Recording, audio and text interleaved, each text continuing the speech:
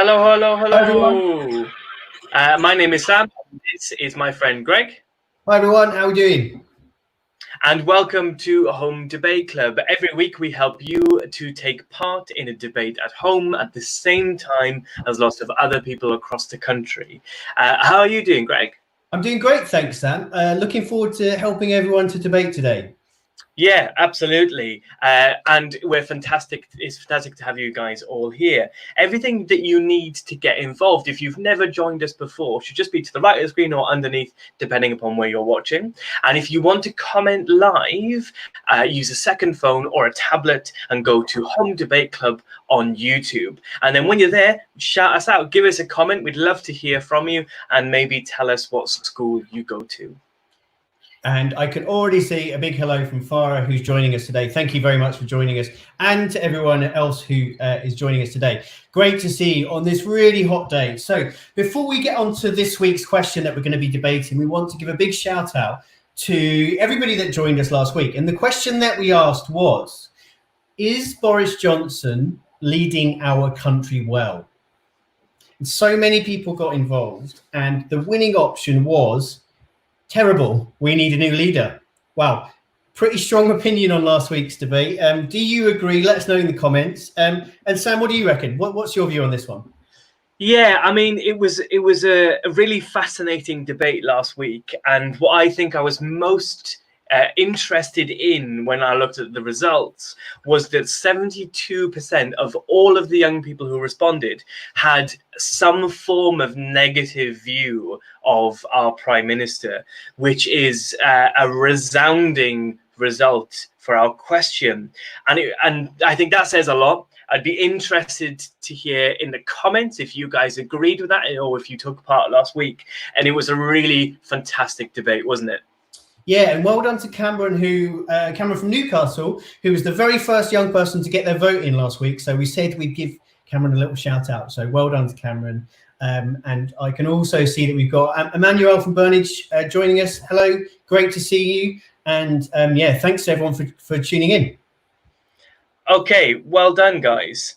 Should we move on to today's question? So here we go, Sam. Are you ready? Yeah. Today's question. So we're going to move on to today's question. And today's question is, how would you like the UK to be different after the pandemic? So what do you think that this question means, Sam?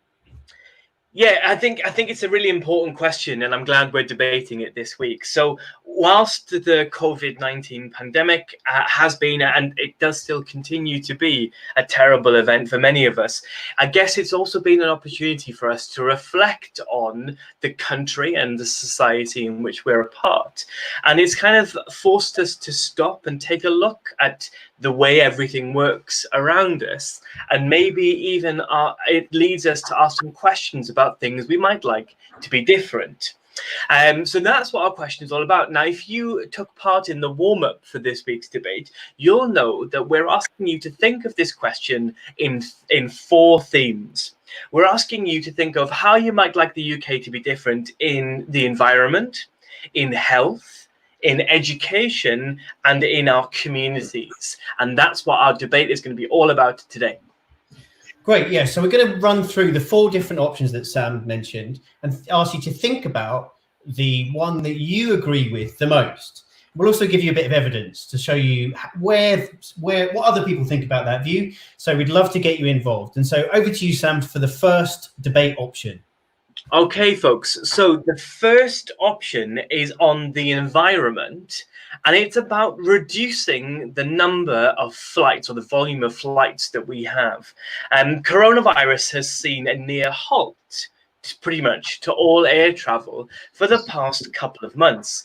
While we also know that the environmental impact of frequent flying is huge and has a massive effect on our planet. So as we've all kind of learned to live at the moment without taking flights, could it be an opportunity for us to reflect on maybe a quota or a total number that each person gets to take each year? So that's our first option, and our evidence is that 32% of global carbon emissions come from transport. That's option number one.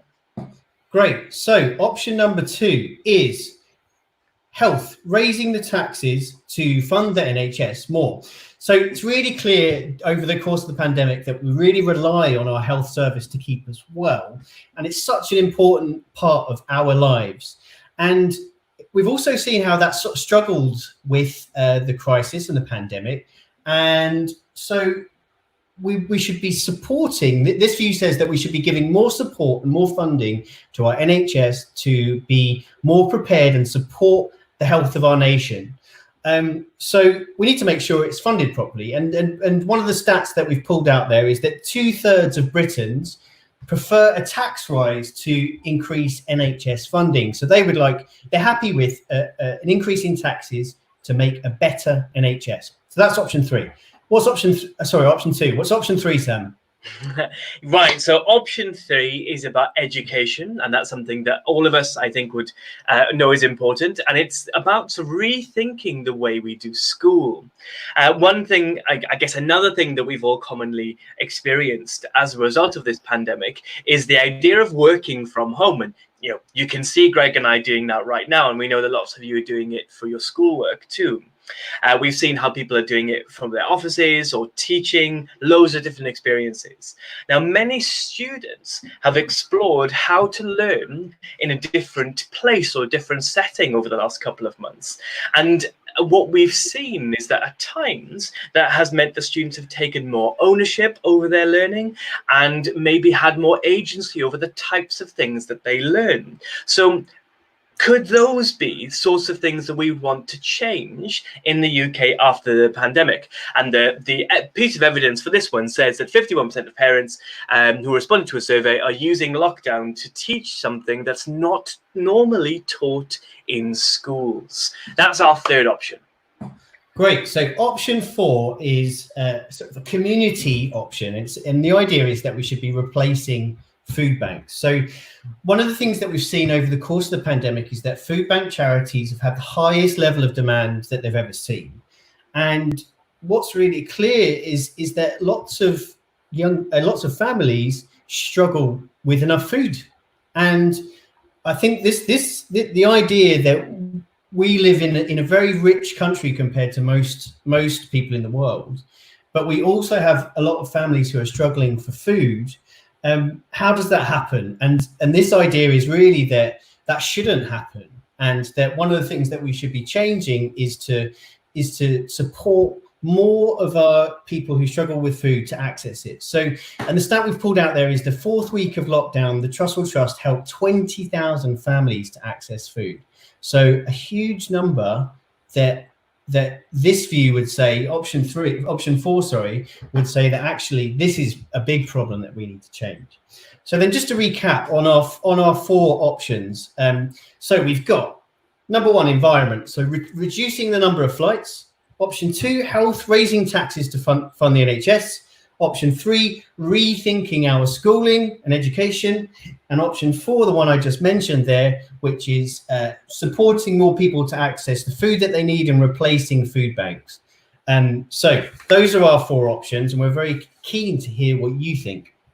Yeah, and that's a really good point. So let's just spend a moment to ourselves and think, okay, of these 4 options, and I know that we can see through the comments that there are many other ways in which we might think the society should change. But of these 4 options, which is the one we agree with the most? So let's just spend 5 seconds thinking to ourselves, when we have our debate, which one are we going to argue in favor of?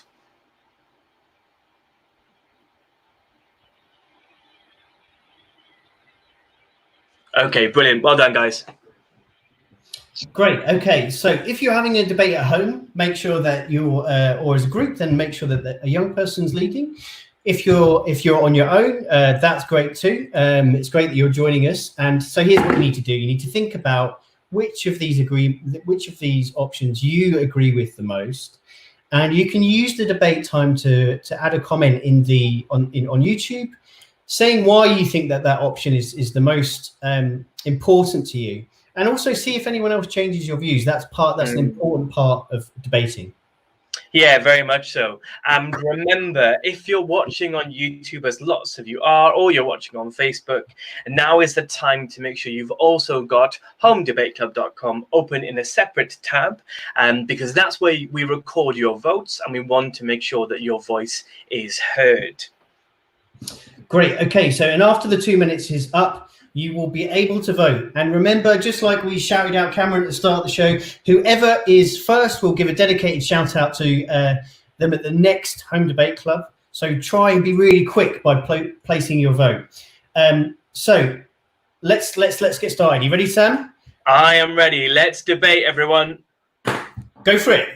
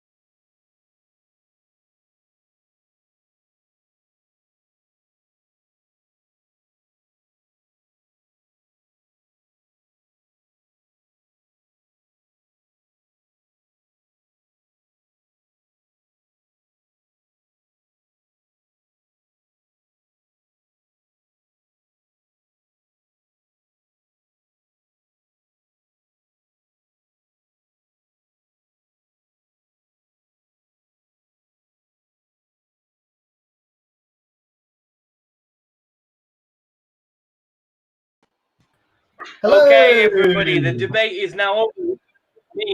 The voting is open. Welcome back, Greg. So how do you vote? All you need to do is click on the option that you have decided, or your debate is concluded is the one you're going to vote for. And you've got 30 seconds to do that. We want to know who's going to be the first one. So please make a note in the comments of who got there first. We've got 30 seconds to do the voting. So Greg, whilst we're waiting, anyone you want to shout out to, any really good examples? Well, I think there were some really interesting comments coming through there. So I really liked how Farah said that we need to have more food banks to support more young people, more people to be fed. Emmanuel also agreed, and Harley agreed as well, which was really good. So lots of support for helping more people to have enough food, especially those who struggle with that. And Awab as well had a really interesting point. He said that we definitely need to have more funding for the NHS, which is an idea that I think lots of people think about as well. But there was more support definitely in the comments for the food banks idea. So yeah, very interesting, Sam. Yeah, no, I saw that and I found it really interesting too.